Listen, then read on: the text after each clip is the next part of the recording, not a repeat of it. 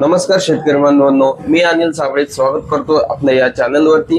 शेतकऱ्यांच्या समस्या मूळ कारण म्हणजे त्याला रस्त्यावरील बांध याचा जो वाद आहे त्याबाबत आज महाराष्ट्रातील लाखो शेतकरी त्रस्त आहेत। कोणत्या समस्या तर रस्त्याच्या, पण या सगळ्या समस्याच्या मुळे जर आपण पाहिलं तर एकच गोष्ट समोर येते, रस्ता बांध आणि त्यावरील वाद। मग शेतकऱ्यांच्या घराघरात आज भांडणं आहेत, न्यायालयीन झगडे आहेत, कोर्ट कचेऱ्या आहेत, तहसील कार्यालय, पोलीस स्टेशनचे झगडे आहेत। शेतामधून जाणारा जुना शिव असेल, पानंद वहिवाट रस्ता कोणतरी बंद केला त्या बदलात असेल, शेजाऱ्यांनी बांध थोडा सरकवला तो पुन्हा सरकायचा वाद, योग्य जमिनीची मोजणी झाली नाही तो एक वाद, रस्त्यावर हक्क असला तरी गाव पातळीवर सत्ता, भीती आणि दबावामुळे त्याचा वापर करता येत नाही। या सगळ्या गोष्टीमुळे शेतकऱ्यांचं आयुष्य रोज अडचणीत येत आहे। कित्येकांनी या वादामध्ये आपले प्राण गमावले, हातपाय तंगडे तुटले, आत्महत्या केला। आता अंगवळणी पडलेली भांडणं पिढ्यानपिढ्या पुढे चालत राहिली, त्यामध्ये कोणाचे डोके फुटले, हातपाय तुटले, केस पोलीस स्टेशन मध्ये गेली, कोर्टात पोहोचली, वर्षानुवर्ष खर्च, मानसिक तणाव, अपमान झेलत न्यायालयाच्या प्रतीक्षेत आयुष्य घालवले। शेत आहे पण रस्ता नाही, शेतात पिकवलेलं पीक वेळेत बाजारात नेता येत नाही तर त्याचा काय उपयोग। अनेक शेतकऱ्यांना शेतात रस्ता नाही म्हणून पीक वाहून नेता येत नाही। पाऊस आला की शेत पूर्ण ओलं होतं आणि त्यामुळे ना बैल जाऊ शकतात ना ट्रॅक्टर जाऊ शकते शेतामध्ये। काही शेतकरी दुसऱ्याच्या शेतातून बांधावरून जायचे, पण आता ते वादात अडकले। काही शेतकरी दुसऱ्याच्या बांधातून जात होते तर एकमेकांवर संशय, आरोप। शेतकऱ्याचं काम पिकवायचं, पण रस्ता नसेल तर शेवटी ते पीक शेतामध्ये सडतं। हायवे आहेत पण अद्याप गावं तुटलेली आहेत।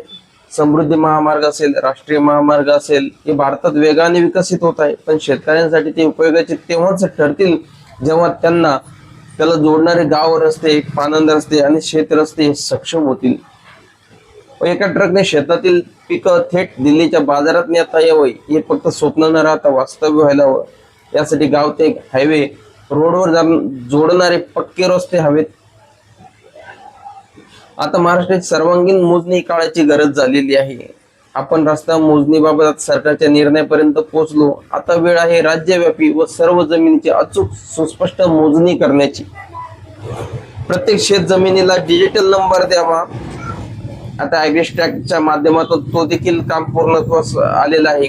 आता प्रत्येक बांधाच्या सीमारेषा कायमस्वरूपी निश्चित कराव्यात। सर्व वाद रेकॉर्ड व मोजणीवरून संपुष्टात यावेत। शेतकऱ्यांमध्ये परस्पर विश्वास निर्माण व्हावा। एकदा हे झालं की महाराष्ट्रातील 80% वाद आपोआप संपतील। या चळवळीचा नेता कोणीच नाही, कारण शेतकरी राजा आहे। ही चळवळ कोणी एका पक्षाची नाही, जातीची नाही, धर्माची नाही। ही चळवळ आहे शेतकऱ्याच्या न्यायाची।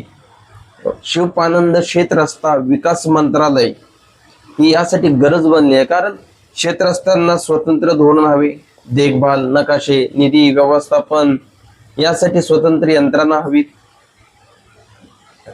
पानंद रस्ते, खाजगी सार्वजनिक रस्ते, गाव जोडणे याचं एकत्रित नियोजन हवं। न्यायालयीन व पोलीस वाद रोखण्यासाठी प्रभावी उपाय हवेत। या चळवळीचे 3 मुख्य उद्दिष्ट सांगतो। राज्यभरातील सर्व शेतकऱ्यांची मोजणी व खुली अंमलबजावणी व्हायला हवी। राज्यव्यापी बांध सीमारेषेची मोजणी व डिजिटल नोंदणी व्हायला हवी। शिवपानंद शेत रस्ता मंत्रालय स्थापन करून यंत्रणा सक्षम करायला हव्यात। एक आव्हान प्रत्येक शेतकऱ्याला, तुमची जात, धर्म, पक्ष, संघटना, पद हे सगळं बाजूला ठेवा। तुमची जात, धर्म, पक्ष, संघटना हे सगळं पद बाजूला ठेवा।